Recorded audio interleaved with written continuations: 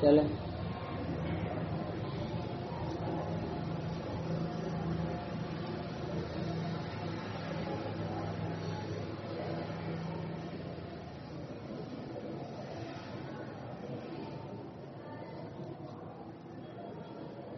جو ہے گزشتہ یہ بات چل رہی تھی کہ یہ قرآن جو موجودہ شکل میں ہے وہ اللہ کے رسول سے لے کے ہم تک کیسے پہنچا. تو عرض یہ کر رہا تھا کہ سب سے پہلی وہی جو آپ پر آئی غار حرا میں، اس کے بعد 13 سال مکہ کے رہے اور پھر اس کے بعد 10 سال مدینے کے ہیں. تو قرآن کا جو نزول ہے وہ 2 مرتبہ ہوا ہے. ایک اولیت حقیقی کے طور پر لوح محفوظ سے لے کے سمائی دنیا تک یک بارگی پورا شب قدر میں اتر گیا.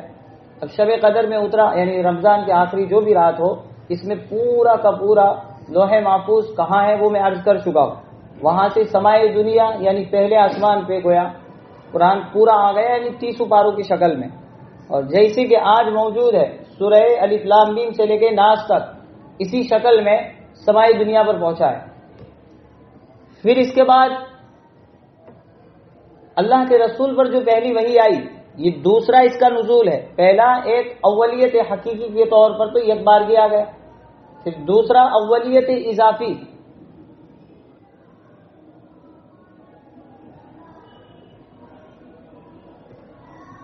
وہ دوسری مرتبہ ہوا جس کو ہم اولیت اضافی کہتے ہیں. وہ جو غار حرا میں پہلی وحی آئی وہ کہاں سے آئی؟ سمائی دنیا سے لے کے جو ہے اس روئی زمین پر یعنی مکی کی سرزمین پر جو غار حرا ہے وہاں پر پہلی وحی آئی. یہ دوسری مرتبہ جو ہے اتر رہا ہے. اور دوسری مرتبہ جو اس کا نزول ہے وہ یک بارگی نہیں ہوا، بلکہ جیسے جیسے واقعات اللہ کے رسول کے ساتھ پیش آتے رہے اس کے مطابق قرآن کا نزول ہوتا رہا. تو پہلا جو نزول ہوا وہ غار حرا میں ہوا سورہ اقرا والی آیت. تو سب سے پہلی آیت جو آئی اقرا یعنی سورہ اقرا آئی.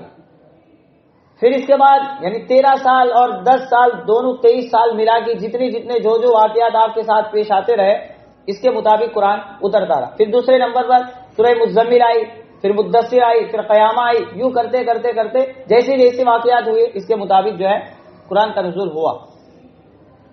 تو یہ جو دوسری مرتبہ نزول ہے وہ اولیت اضافی ہے اور وہ 23 سال میں ہوا ہے، یک بارگی نہیں ہوا، 23 سال میں آیا ہے.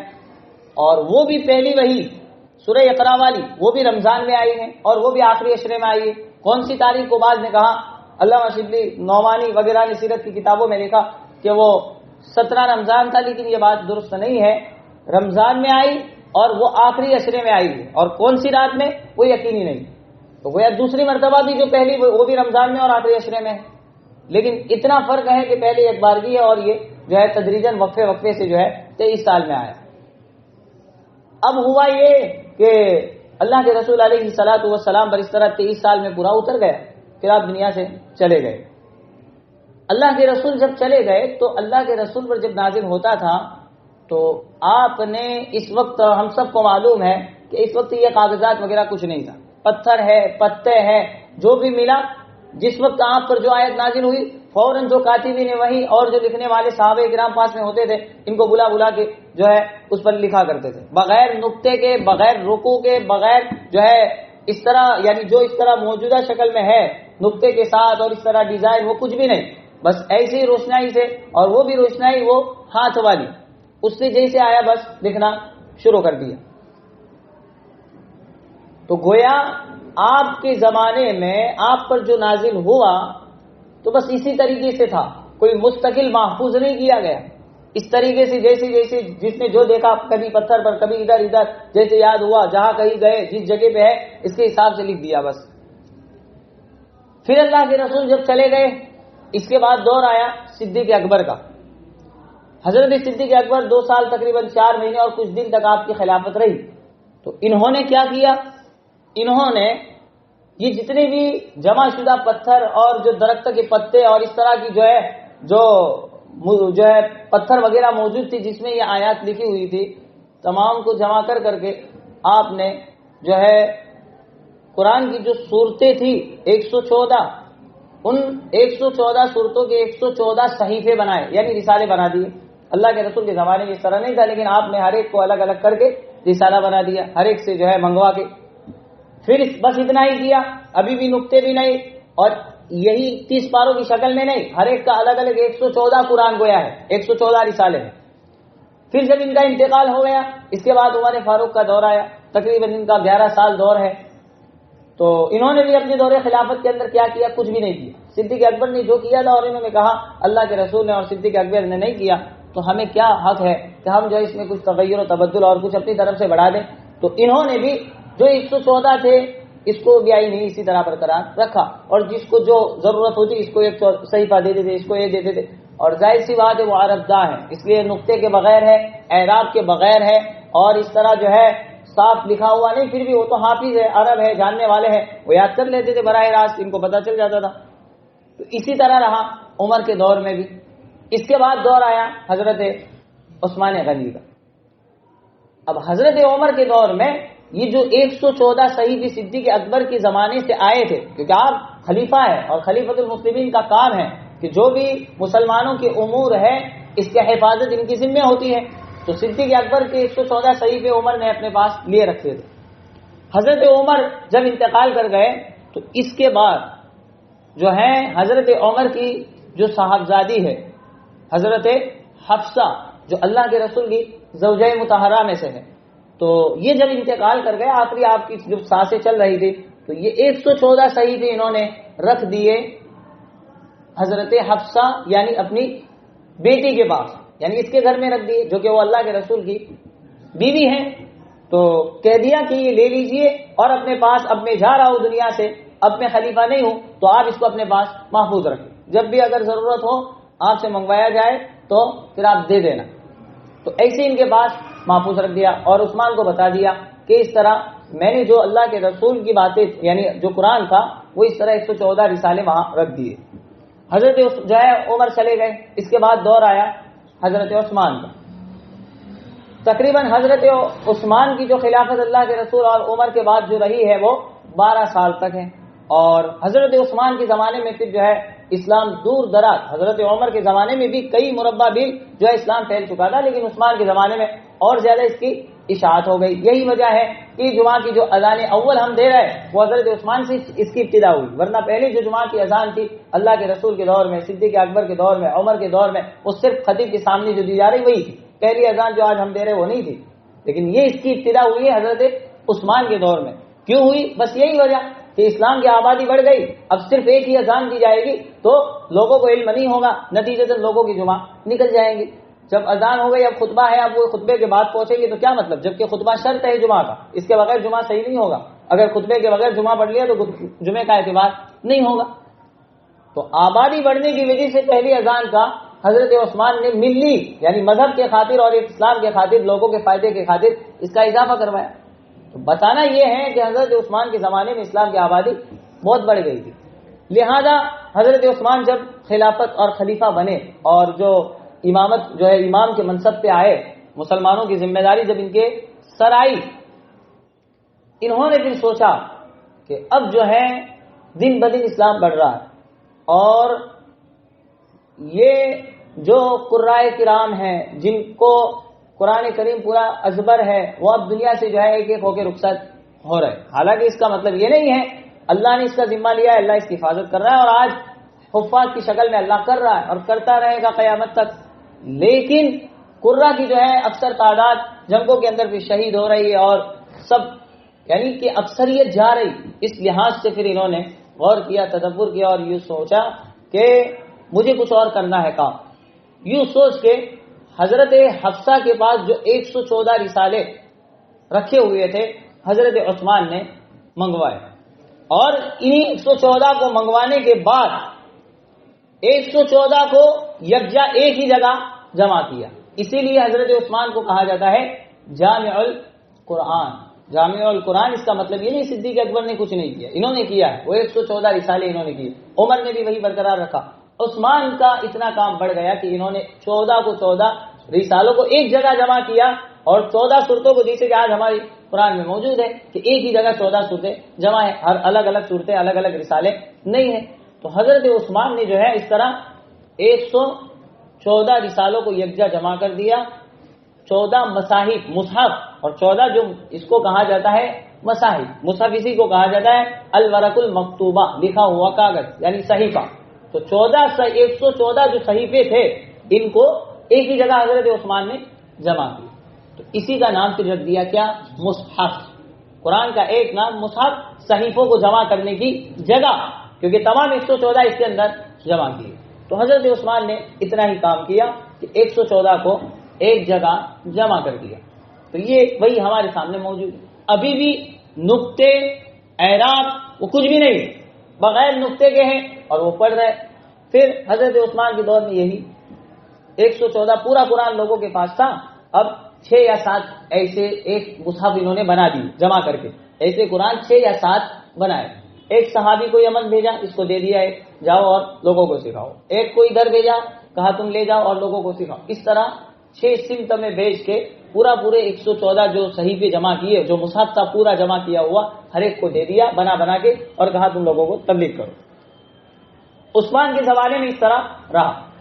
پھر حضرت عثمان جب انتقال کر گئے اور حضرت عثمان کی شہادت کا قصہ ہم سب کو معلوم ہے کہ اس جو ہے روئے زمین پر سب سے شہادت ہے بڑی. آج لوگ جو ہے اگر شہادت کو مناتے ہیں تو حضرت حسین کی مناتے ہیں، حالانکہ اس سے کئی زیادہ بڑھ کر جو اگر شہادت ہے اگر حقیقی معنوں میں تو حضرت عثمان کی ہے، کیونکہ حضرت حسین پر صرف ایک دن پانی بند کیا ہے اور ایک دن انہوں نے پریشان کیا ہے. جبکہ حضرت عثمان کا یہ حال ہے کہ انہوں نے جو ہے 40 دن تک کھانا پانی سب کچھ بند کر کے، جو خوارج ہے بلوائی ہے وہ پورے گھر کا گھیرا لگائے ہوئے، اور آپ اپنے بالا خانے میں بالکل اوپر والے گھر میں بیٹھے بیٹھے جو ہے اپنے قرآن کا جو ہے تلاوت کر رہے ہیں اور وہیں پر ہے، اور لوگوں نے نیچے سے گھیرا لگا رکھا ہے کہ نہ باہر نکل سکے نہ باہر کا آدمی اندر آ کے کچھ کھانا پہنچا سکے. 40 دن تک ایسے بھوک کی حالت میں رہے اور پھر 41ویں دن کی اسی حالت میں اللہ کے پاس جو ہے چلے گئے، روزے کی حالت میں اور جو ہے اس طرح بھوک کی حالت میں اللہ کے پاس گئے. تو خلاصہ یہ کہ شہادت بہت ہی بھیانک حضرت عثمان. اس کا مطلب یہ نہیں حضرت حسین ہر ایک کی ہے اپنی اپنی جگہ، لیکن اس کا مطلب یہ نہیں ہے، یہ بھی ہے بہت ہی زبردست، لیکن لوگوں کو اس کا پتہ ہی نہیں. حضرت عثمان اپنے زمانے میں 13 سال اس طرح رہے، لوگوں کو یہ جو ہے تبلیغ کی. پھر آپ کی شہادت جب ہوئی ہے تو وہ پورا قصہ ہے، یہاں مختصراً عرض کرتا ہوں کہ آپ بالا خانے پہ ہیں اور تعجب کی بات ہے کہ آپ کی جو دشمن ہیں ابھی نیچے گھیرا لگائے ہوئے ہیں اور یقین ہے اس بات کا بالکل کہ ابھی آپ کو ختم یہ کرنے والے ہیں. پھر بھی حضرت عثمان سے پوچھا گیا، حدیث میں ہے پوچھا گیا کہ یہ جو آپ کی جان کے دشمن ہیں، آپ کے جو ہے جان کے پیاسے لوگ ہیں نیچے کھڑے ہیں ابھی آپ کو مارنے کے لیے، تو ان کے بارے میں آپ کا کیا کہنا ہے؟ یعنی ان کو چھوڑا جائے یا ان کو کیا سزا دی جائے، آپ کا کیا کہنا ہے؟ تو عثمان نے کیا کہا کہ دیکھیں آپ، میں یہ نہیں کہتا کہ یہ میرے ساتھ اس طرح غداری کا معاملہ کرتے ہیں تو وہ واجب القتل ہے، حالانکہ امام آپ ہے، آپ جو حکم جاری کر سکتے تھے کر سکتے تھے، لیکن یہ نہیں کہا، بلکہ کہا کہ ان کا معاملہ ہے، آپ دیکھیں اگر ان کے اندر کوئی کمی ہو تو ٹھیک، ورنہ انہوں نے میرے ساتھ ایسا معاملہ کیا تو اس کی وجہ سے میں یہ نہیں کہتا کہ وہ واجب القتل ہے. یہ ہے اصل. ہاں انسان کے اندر یہ وہ صفت ہونی چاہیے کہ جو اپنا دشمن ہے تو وہ بدلہ لینے کی جو ہے نیت نہیں ہونی چاہیے کہ وہ اپنا دشمن ہے تو چلو بدلے میں اس کو بھی مار دیں. تو انہوں نے پھر ایسا نہیں کہا کہ وہ میرے واجب القتل ہونی چاہیے کیونکہ وہ میرے ابھی دشمن ہے نا مجھے مارنے کھڑے، نہیں، بلکہ صبر سے کام لیا اور کہا کہ ان کے اگر گناہ ہے اور آپ مناسب سمجھے تو ٹھیک، ورنہ ان کا معاملہ اپنا ہے، میرے اگر ابھی وہ دشمن ہے تو اس وجہ سے نہیں میں کہہ سکتا کہ ان کو مار دو. یہ ہے وہ اصل استقامت اور صبر. خیر یہ لوگ کھڑے رہے اس طرح پریشان کیا اور آپ جو ہے بالا خانے پہ قرآن کی تلاوت کر رہے، اور آج بھی وہ نسخے موجود ہے بغیر نقطے والے ترکی کے میوزیم میں، اور وہاں سے چلتے آج ہماری جو ہے ہندوستان میں بھی کئی مدارس کے اندر کتب خانوں میں موجود ہے. چاہے ادھر نہ ہو کہ وہ آیت جو حضرت عثمان عصر کے بعد تلاوت کر رہے تھے اور پھر تلاوت کرتے کرتے جب آپ کی شہادت ہوئی ہے تو جو پہلا نیزہ آپ کو مارا گردن پہ اور وہاں سے خون جو پہلا گرا ہے جس آیت پہ، وہ آیت بھی موجود ہے کاغذ میں، اور اسی آیت پہ خون کے جو ہے لال سرخ بالکل قطرے کی شکل میں وہ آیت بھی یعنی سرخ رنگ کی وہ آیت موجود ہے، اور وہ اس بات پر دال ہے کہ اسی آیت پر جو ہے آپ کا خون گرا تھا، یعنی پڑھتے ہوئے تلاوت کر رہے تھے اس آیت کی کہ اس پر آپ کا خون گرا تھا. اور آپ کو مارنے والا کون؟ محمد بن ابی بکر. وہ گویا آپ تلاوت کر رہے ہیں، سب لوگ نیچے، اور اس نے کہا کہ میں جا رہا ہوں. ایک ہے عبد الرحمن بن ابی بکر، آپ کا صاحبزادہ، وہ ایمان میں آ گیا. وہ بھی بدر میں صدیق اکبر باپ ہے ایک طرف باپ، پھر بھی صدیق اکبر نے بدر میں اس کو کہا، اس نے یوں کہا کہ اے ابو، آپ بدر میں آئے تھے محمد کی طرف سے، اور یہ لوگ تھے ابو جہل کی قافلے میں، ابھی ایمان میں نہیں آئے تھے. تو اس نے یوں کہا کہ آپ میرے باپ تھے، اے صدیق اکبر آپ میرے باپ تھے، اس لیے میں نے آپ کو چھوڑ دیا تھا، کچھ بھی نہیں کہا، ورنہ موقع تھا ابھی مار دیتا تلوار سے، لیکن باپ کے خاطر میں نے آپ کو چھوڑ دیا، نہیں مارا تھا. تو صدیق اکبر نے جواب دیا کہ اچھا، تو نے باپ کا لحاظ کرتے ہوئے مجھے تو چھوڑ دیا، لیکن یاد رکھنا ہاں ابھی تو اسلام میں اگر نہیں آیا تو نے چاہے میرا لحاظ کیا باپ کے خاطر، لیکن میں تجھے بخشنے والا نہیں ہوں، چاہے تو میرا بیٹا ہے، ہاں میرا اور تیرا کوئی رشتہ نہیں. اگر تو میرے سامنے آ جاتا اس وقت تو میں تیرا ذرہ برابر لحاظ نہ کرتا، بلکہ تجھے مار دیتا. اور یہی وجہ ہے کہ بدر میں آپ نے سب کے سامنے کھڑے ہو کے مبارزہ کیا، اور لڑکے کو باقاعدہ مبارزت دے کے للکارا کہ کون ہے جو میرے مقابلے میں آئے یا تو بھی آ جا، لیکن پھر وہ نتیجتاً بھاگ گیا. تو یہ ہے وہ چیز کہ اگر کوئی غلطی پر ہے تو چاہے وہ باپ ہے، بہت سے ایسی مثالیں موجود ہے. ہاں ابو عبیدہ ابن الجرہ ان کے باپ ہے، ان کو مارا. اسی طرح مصعب بن عمیر، جب شہادت ہو رہی تو غسل جو ہے کفن کے لیے کپڑا نہیں ہے، اور وہ گھاس ڈالی گئی تھی ان کے پیروں پہ، انہوں نے اپنے بھائی عبداللہ بن عمیر کو مار دیا، حضرت عمر نے اپنے ماموں کو مار دیا. تو یہ ہے وہ چیز کہ اسلام اور غیر اسلام کی، کہ اگر ناحق ہے تو چاہے وہ کوئی بھی ہو وہ ناحق ہے، پھر اسلام جو ہمیں سکھا رہا ہے وہی کرنا پڑے گا. خیر، تو عبد الرحمن بن ابی بکر تو پھر بعد میں اسلام میں آ گئے تھے، لیکن یہ محمد بن ابی بکر جو ہے اس نے یوں کہا میں جا رہا ہوں، تم لوگ نیچے کھڑے رہو. تو وہ اوپر گیا، جانے کے بعد وہ جو ہے قرآن کی تلاوت کر رہے. تو حضرت عثمان نے کہا میرے قریب نہ آئے، بلکہ تو دور کھڑا رہے، بلکہ پہلے یہ کہہ دیا کہ اے محمد، اگر آج تیرا باپ ہوتا تیری بجائے، تیری جگہ اگر آج تیرا باپ ہوتا تو میں اس کو گلے لگاتا. یعنی کون باپ؟ یعنی ابو بکر اگر ہوتا آج تو میں جو ہے اس کو اپنے گلے لگاتا، یعنی بوسا دیتا، کیونکہ وہ تو بہت ہی پاک شخصیت تھی، دنیا سے چلی گئی، لیکن جو ہے تو ہے اور تیری حیثیت آج میرے سامنے کچھ بھی نہیں ہے، لہذا تو جو ہے میرے قریب نہ آ، بلکہ وہی دور دور کھڑا رہے. میرا جو بالا خانہ ہے وہاں جو آیا تو ہے اوپر سیڑھی سے چڑھ کے یا جس طریقے سے، تو یاد رکھ کہ جو ہے میرے قریب مت آنا تو، بلکہ دور کھڑا رہے.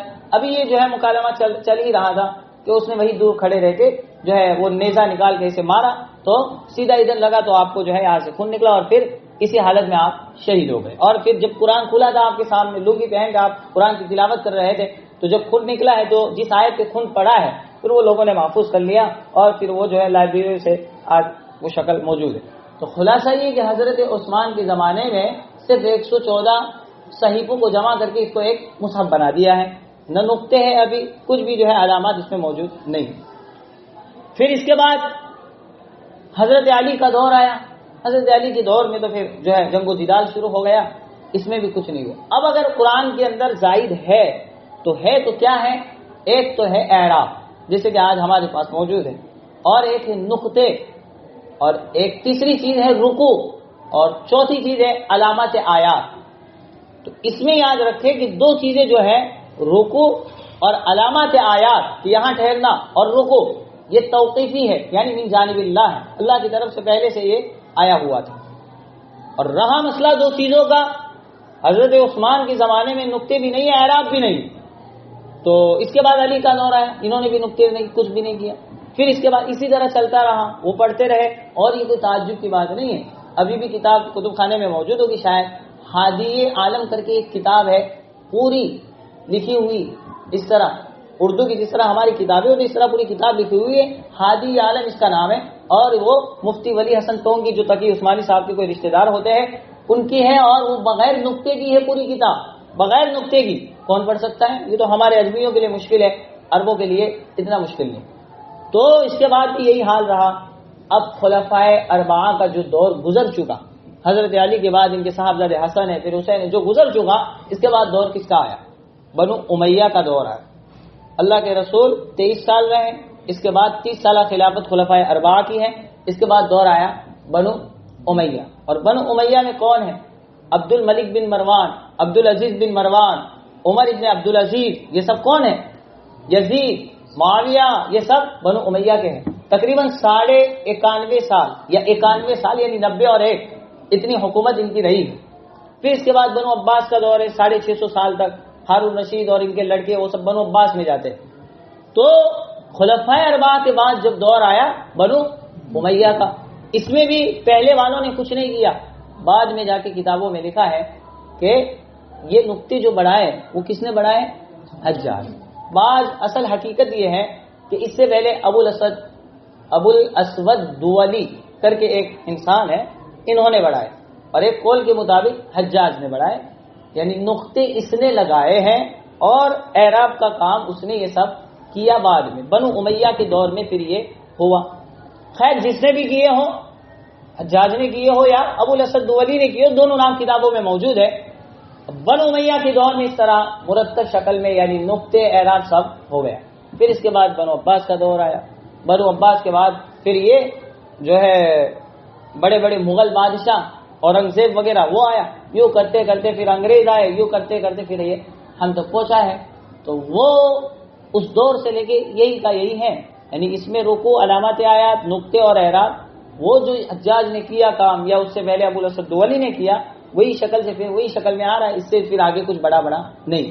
اب رہا مسئلہ ڈیزائن وغیرہ کا، تو وہ تو سب بات کی چیزیں وہ زائد ہے، اس سے کوئی لینا دینا نہیں۔ اصل قرآن تو وہ تو چھپ جو ہے جو پرنٹ نکالنے والے ہیں اور چھپوانے والے وہ ان کا کام ہے، جس طرح کرے، لیکن اصل قرآن اللہ کے رسول اور خلفاء کے دور کے اندر اس طرح نقطے وغیرہ کچھ بھی نہیں، پھر بعد میں کیا اور یہ بعد میں اس شکل میں ہمارے پاس پہنچا ہے۔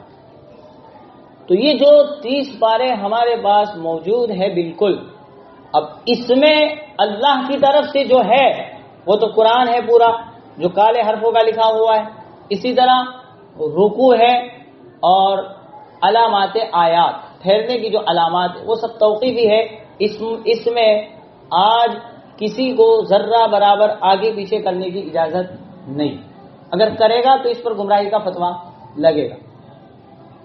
اور رہا مسئلہ 30 پارے، تو 30 پارے کے پہلا پارا ادھر ختم، پھر دوسرا پارا ادھر ختم، تیسرا ادھر ختم، چوتھا ادھر ختم۔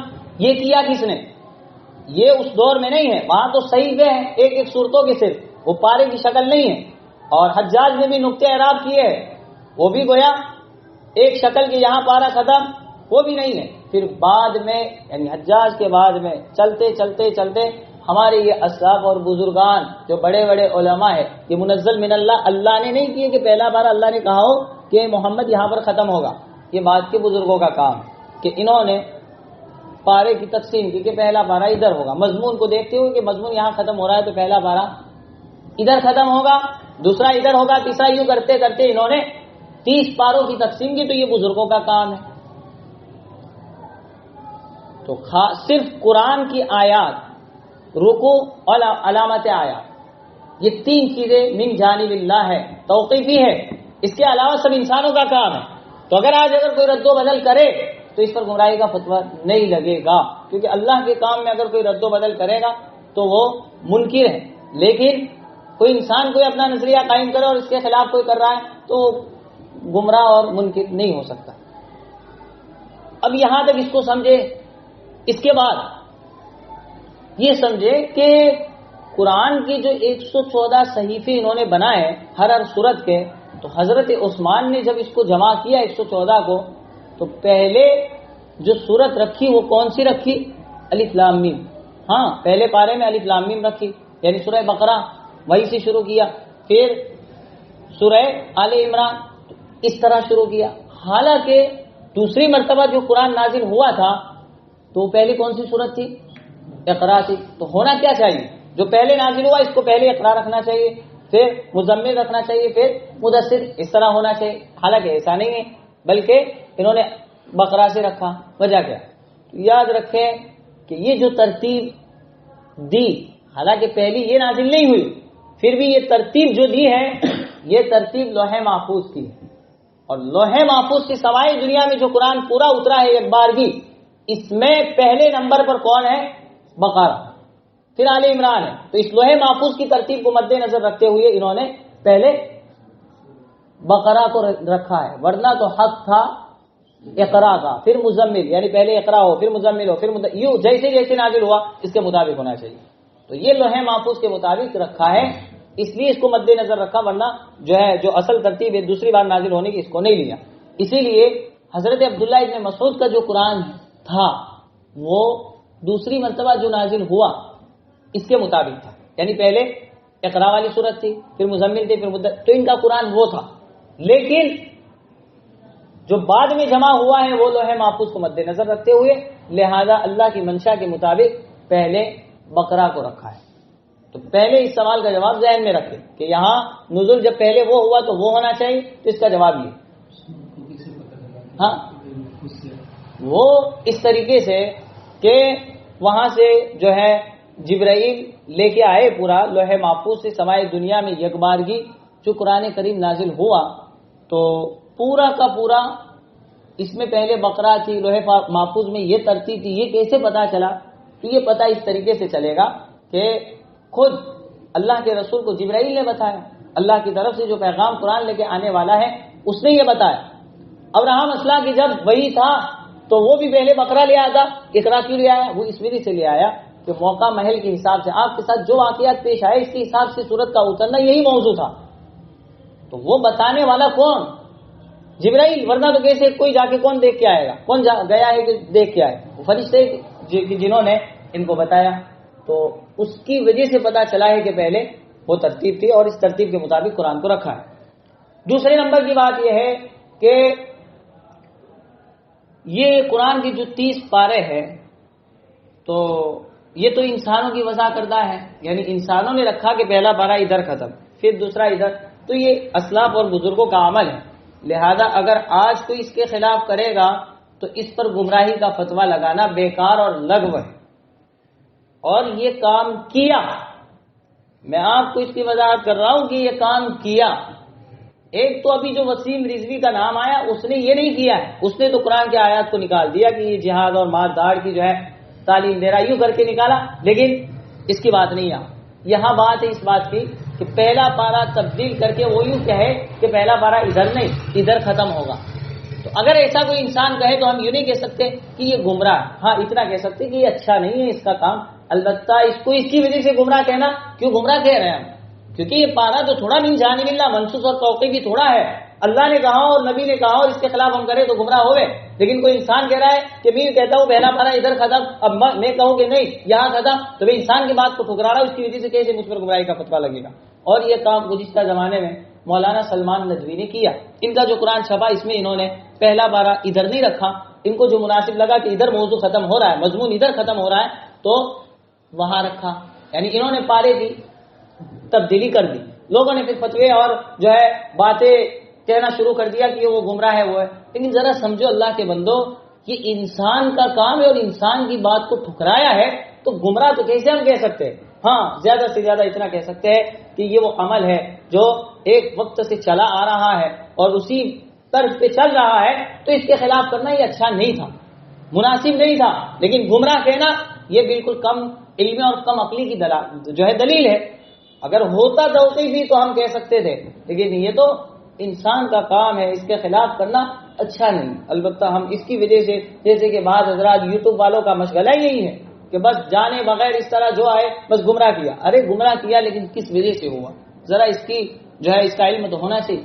یہی وجہ ہے کہ مفتی سعید احمد پالن پوری نے یہی جملہ دہرایا، ان کی تفسیر میں باقاعدہ موجود ہے جو یوٹیوب پر ہے، ان کا خود کا کہنا ہے کہ یہ کیا تو ہے انہوں نے، لیکن گمراہ نہیں کہا انہوں نے کہا کہ اچھا نہیں۔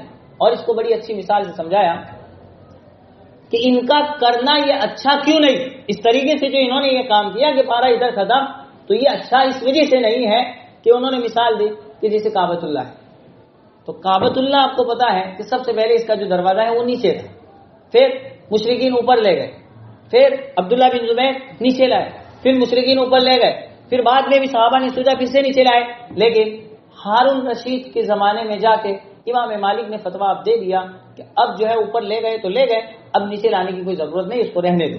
کیوں؟ وجہ بس یہی کہ کعبۃ اللہ کو لوگ کھلونا نہ بنا دے، آج کوئی اوپر لے جا رہا ہے نیچے لائے گا، اوپر لے جائے گا نیچے، تو اس کی کوئی عظمت باقی نہیں رہے گی۔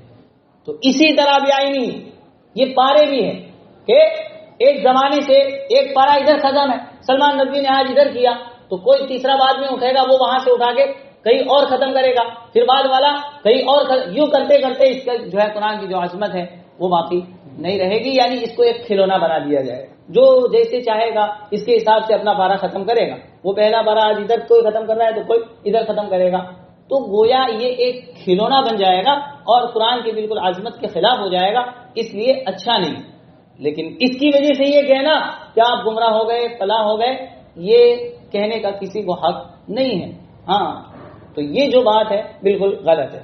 خیر، تو اس طرح ہمارے پاس جو ہے قرآن اللہ کے رسول سے لے کے یہ جو 114 صحیفوں کو جمع کرنے کے بعد ہمارے پاس موجود ہے، وہ اسی شکل میں آج ہم پڑھ رہے۔ تو یہ تھا مختصر جو ہے قرآن کے ہم تک پہنچنے کا جو ہے پس منظر یا بیک گراؤنڈ یا شان نزول جو بھی کہہ لیجیے۔ اب اس کے بعد جو ہے اب اندر دیکھیں، اب اندر جو ہے اس کو شروع کریں ورنہ سب باہر کا رہ جائے گا۔ چلیں، سب سے پہلی جو سورت ہے وہ کیا ہے؟ سورۃ الفاتحہ۔ پھر اس کے بعد مکیہ، آپ کو پتا ہے مکی کس کو کہتے ہیں، اس کی تعریفات ہے۔ پھر وہی ہے 7 آیات، اور وہ 7 آیات ہے۔ پھر اس کے بعد بسم اللہ الرحمن الرحیم۔ سب سے پہلے بسم اللہ کا شان نزول، بسم اللہ کا شان نزول یعنی اس کے نزول کا مقصد کیوں نازل ہوا ہے، اس کا شان نزول کیا ہے، کب نازل ہوا ہے، بیک گراؤنڈ کس پس منظر میں یہ نازل ہوا۔ حقیقت یہ ہے کہ مشرکین مکہ جو ہے ان کا حال یہ تھا کہ یہ لوگ جب بھی کسی اہم امور کی ابتدا کرتے تو کس سے کرتے تھے؟ اپنے بتوں کے نام سے، بسم اللہ والعزى، بسم المنات والعزى، اس طرح اپنے بتوں کے نام سے، اللہ کے بجائے اپنے بتوں کے نام سے ابتدا کرتے تھے اہم امور کی۔ تو اللہ نے اپنے مسلمانوں کو جو ہے اپنے جو مسلمان ہیں ان کو اس بات کی ہدایت دی کہ تم میرے نام سے جو ہے امور کی ابتدا کرو، اور ان کی بت کے بجائے یہاں لیا گیا بسم اللہ الرحمن الرحیم، پہلی بات۔ دوسری بات یہ ہے کہ یہ بسم اللہ فاتحہ کا جز ہے یا نہیں، یا مستقل آیت ہے، تو ذرا اس کو سمجھے کہ ایک تو بسم اللہ ہے سورہ نمل میں، کیا ہے وہ آیت؟ من سلیمان بسم اللہ، وہاں بھی ہے بسم اللہ، تو بالاتفاق وہ تو اس سورت کا جز ہے، تمام کہتے ہیں، ہم شوابی سب اس بات پر متفق ہے کہ وہ اس سورت کا جز ہے، کیونکہ وہ سورت میں ہے، اور وہ پورا جو ہے مقولہ جو ہے پوری بات جو اللہ نے نقل کی ہے وہی، وہ بلقیس جو ہے ملک سبا، اسی نے وہی کہا کہ میرے پاس ایک معزز خط آیا ہے، پھر وہاں پوچھا انہوں نے کہ کس کی طرف سے، تو اس نے کہا سلیمان کی طرف سے، تو انہوں نے کہا پھر سنائیے، تو پھر اس نے بسم اللہ سے اپنی بات کو شروع کیا، تو وہ تو بالاتفاق سورت کا جز ہے۔ لیکن بسم اللہ یہ آیا کیا قرآن کا جز ہے یا نہیں ہے؟ تو یعنی قرآن کا، ایک تو میں نے کہا وہ نمل کا بالاتفاق تمام کے نزدیک اس سورت کا، لیکن قرآن کا جز ہے یا نہیں ہے پورے قرآن کا؟ تو ہمارے نزدیک عند الاحناف وہ قرآن کا جز ہے، جبکہ شوافع کی طرف سے اس کی کوئی صراحت نہیں، ہم یوں کہتے ہیں کہ وہ قرآن کا جز ہے۔ یہی وجہ ہے کہ تراویح میں مسئلہ ہے ہمارے نزدیک کہ وہ بسم اللہ قرآن کا جز ہے، یہی وجہ ہے کہ تراویح میں کیا پڑھتے ہیں؟ پورا قرآن کریم حفاظ پڑھتے ہیں، لہذا اگر ایک بار جہرن وہ بسم اللہ نہیں پڑھے گا، مسئلہ ہے، تو قرآن ناقص رہے گا۔ یہی وجہ ہے کہ شروع میں جب وہ حافظ پڑھنا شروع کرتا ہے الف لام میم سے، تو پہلے بسم اللہ جہرن پڑھتا ہے، جبکہ دوسرے اس کے بعد جب آتا ہے صورتوں کے شروع میں یا آخری تیسرے بارے میں تو وہ سرن پڑھ لے تو کوئی مسئلہ نہیں چلے گا، لیکن ایک بار جہرن پڑھنا اس کے لیے ضروری ہے، کیونکہ وہ قرآن کا جز ہے، لہذا اگر نہیں پڑھا تو قرآن ناقص رہے گا، ادھورا رہے گا۔ اس کی وجہ سے ہمارے یہ مسئلہ ہے کہ قرآن کا جز ہے، اس لیے اس کو جہرن پڑھا جائے گا۔ تو یہ دوسرے نمبر پر قرآن کی جز ہونے کی بات ہے۔ تیسرے نمبر پر بات آئے گی کہ یہ بسم اللہ سورہ فاتحہ کا جز ہے یا نہیں ہے۔ وہ تو مستقل سورہ نمل کی بات تھی، اس میں تو سب کہہ رہے ہیں کیونکہ وہ اندر ہے تو اس کا جز ہے۔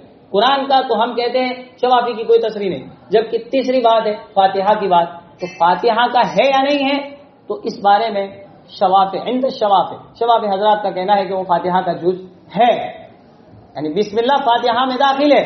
ہمارے نزدیک بسم اللہ فاتحہ کا جز نہیں ہے، بلکہ بسم اللہ الرحمن الرحیم ایک مستقل آیت کی حیثیت رکھتی ہے، یعنی بسم اللہ اس کے اندر داخل نہیں ہے، مستقل آیت ہے۔ تو یہ تھا بسم اللہ کے قرآن فاتحہ یا سورت کی جز ہونے نہ ہونے کی بات۔ تیسری بات یہ ہے کہ ہم اس کا ترجمہ کیا کرتے ہیں، بسم اللہ الرحمن الرحیم، اللہ کے نام سے میں شروع کرتا ہوں۔ تو یہاں پر آپ نے دیکھا ہوگا ہر کتاب کو جب شروع کیا جاتا ہے یا ترکیب کو جب آپ کے سامنے رکھا جاتا ہے تو فعل محذوف کہاں مانتے ہیں، اللہ کے نام سے میں شروع کرتا ہوں۔ تو یہ شروع کرتا ہوں جو فعل ہے وہ محذوف کہاں مانا جاتا ہے، شروع میں یا آخر میں؟ شروع میں۔ یہ غلط ہے، یہ بالکل غلط ہے۔ کیوں؟ اس لیے کہ یہاں مقصد کیا ہے، حصر، یہاں مقصد حصر ہے، یعنی اللہ ہی کے نام سے، کیونکہ یہ لوگ اپنے بتوں کی بات کر رہے تھے، اہم امور کی ابتدا بتوں سے کر رہے تھے، تو ہمیں ان کے جواب میں جو کہا ہے کہ ہم تم کہو اللہ ہی کے نام سے، یہ تو یہاں پر حصر مقصود ہے، اور اصول ہے کہ تقدیم ما حقہ التاخیر یفید الحصر، اس چیز کو مقدم کرنا جس کا حق مؤخر کرنا تھا وہ حصر کا فائدہ دیتا ہے۔ اس کو اس طور پر سمجھے کہ پہلے جملے کے اندر کیا آتا ہے، پہلے عامل آتا ہے پھر معمول آتا ہے۔ تو عامل ہے جو اشرعو میں شروع کرتا ہوں فعل، انا فاعل، با حرف جر، اسم مضاف، پھر وہ جو ترکیب ہوگی۔ تو یہ بسم اللہ کی جگہ کیا تھی، وہ تو بات کی تھی، پہلے اشرعو فعل کی جگہ تھی، تو جو پہلے جس کی جگہ ہے اس کو مؤخر کر دیا جائے، یعنی بعد میں لے لیا جائے، اور جو جس کی جگہ بعد میں لانے کی اس کو پہلے لا لیا جائے، تو یہی تو چیز وہ ہے جو حسرہ کا فائدہ دے گی۔ یعنی بسم اللہ کی جگہ بات کی ہے اور پہلے اشرع و فعل کی ہے، تو تقدیم ما حقہ التاخیر، جس کا حق مؤخر کرنا تھا اس کو مقدم کر دے، تو یہ یفید الحصر، حصر اسی وقت ہوگا، ورنہ اگر اشرع پہلے لا دے تو حصر کیا ہے، کوئی نہیں، میں شروع کرتا ہوں اللہ کے نام سے، نہیں، اللہ ہی کے نام سے، اور پھر جو اصل عامل ہے اس کو بعد میں لایا جائے، تبھی تو جا کے حصر پیدا ہوگا، ورنہ بیکار ہے۔ پہلے عامل کو لانا یہ بالکل لغو ہے، اس کو سمجھ لے، حالانکہ ہر کوئی پہلے لاتی یہ غلط ہے۔ اب رہا مسئلہ کہ یہاں فعل کس کو ہم محذوف مانتے ہیں، بعد میں اشرعو کو، کبھی ابتدیو، لیکن یہ بھی یاد رکھے کہ ہر جگہ اشرعو اور ابتدیو اس طرح فعل محذوف نہیں مانا جائے گا، موقع محل کے حساب سے جس کا جو تقاضا ہو۔ مثلا کوئی کھانے کی ابتدا کر رہا ہے تو وہاں بسم اللہ الرحمن الرحیم میں اللہ کے نام سے، وہاں ابتدیو فعل محذوف مانے گا آخر میں، تو وہاں اس کے مناسب کیا فعل آئے گا اگر کوئی کھانے کے لیے لفظ استعمال کرے گا؟ تو یہ تو پڑھنے کے لیے ہم کر رہے ہیں، اس لیے بسم اللہ الرحمن الرحیم اشرعو، بسم اللہ الرحمن الرحیم ابتدیو، لیکن کوئی کھانا کھا رہا ہے تو ارے آکلو، میں کھاتا ہوں، بسم اللہ الرحمن الرحیم آکلو، یا پانی پیتا ہے تو بسم اللہ الرحمن الرحیم اشرب۔ تو اس طرح جس کا جو موقع ہو اس کے حساب سے فعل کو محذوف مانا جائے گا، یہی ہے اصل۔ ہاں، ورنہ ہر جگہ بسم اللہ الرحمن الرحیم اشرعو، بسم اللہ ابتدیو، وہ ہر جگہ نہیں مانا جائے گا۔ اور یہی علامہ زمخشری کی ہے تفسیر کشاف، ان میں انہوں نے یہ بات لکھی ہے کہ عام طور مفسرین جو پہلے مانتے ہیں یہ غلط ہے، اس کو پہلے نہ مانا جائے، بالکل اخیر کے اندر مانا جائے، تبھی تو اس کے اندر حصر پیدا ہوگا۔ چلے بعد میں